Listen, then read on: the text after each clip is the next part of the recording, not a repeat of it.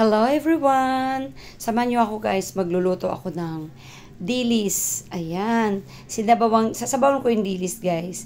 Sinabawang dilis. Ayan. Nabili ko kayo ng umaga yan, fresh na fresh guys. So, nilinis ko lang, tinanggalan ko lang ng ulo. Then, lalagyan ko lang yan ng kamatis, sibuyas, siling green, at saka onion leeks. Then, meron tayong alugbate, at saka malunggay, fresh from my garden. Ayan, galing sa ating garden yan guys. Fresh na fresh talaga yan mga lalabs ko. Ayan, ang ating lulutuin ngayong araw na ito mga lalabs. So, samahan nyo na ako magluto. Let's start cooking. Ayan. Ito lang yan guys. Oh, naglagay na ako ng tubig sa kaserola. Papakuluin lang natin yan guys. Isabay na natin paglagay dyan yung ating kamatis at saka sibuyas. Sabay natin pakukuluan yan mga lalabs ko. Yan, ganun lang kabilis yung lulutuin ko ngayon. Yan, pero napaka-healthy niyan guys. Napakasarap. Maglagay na rin tayo ng asin. Sabay na natin yan sa pakukulo yung ating asin. Then maglagay na rin tayo dyan mga lalabs ko ng konting seasoning. Yan, pangdagdag pampalasa, pampasarap. Ayan yung ating menu for today. So, tatakpan muna natin at pakukuluin. Yan, habang kumukulo na siya mga lalabs, pwede na natin ilagay ang ating dilis. Malinis na yung ating dilis, tanggal na yung ulo, pati bitukang maliliit, tanggal na mga lalabs ko. So, ayan, nalagay na natin. Diba? Ganun lang kadali guys. Then, pakukuluan lang natin yan. Hindi naman ganun mga tagal. Siguro mga 2 minutes or 3 minutes, 5 minutes. Wala ganun lang mga lalabs.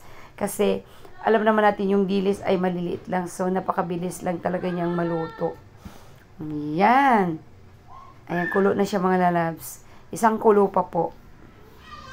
Hantayin muna natin isang kulo pa. La la la. Ayan, kulo na siya mga lalabs ko. Okay na to. Okay na. Luto na yung ating dilis. Ilagay na natin yung ating sili. Isabay na rin natin yung ating onion leeks. Ay, yung ating alugbate. Sorry. Yung ating alugbate, ilagay na natin. Yan. Oy, fresh na fresh yung alugbate ko ha. From my garden talaga lang yan mga lalabs ko. Yan. Then yung ating alugbate na yan, mabilis lang din maluto yan. So, ano din natin yan, pakuluan lang natin na isang kulo.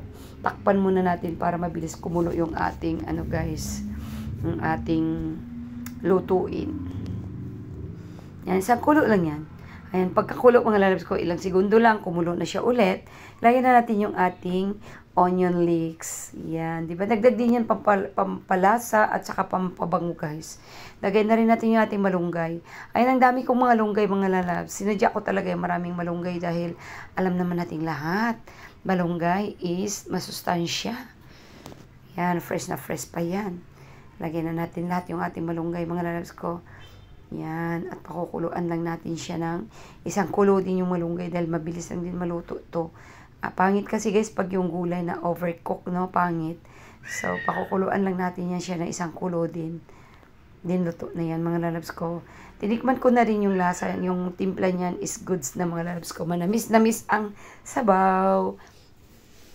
Ayan oh. Ang bilis diba? Maluluto na siya. Yan. Ang sarap mga lalabs. Maniwala kayo sa akin. Ay, ewan ko lang no. Pero ako kasi, yan talaga yung mga gusto kong lutuin. Gulay, kunting isda, sustansya, walang mantika.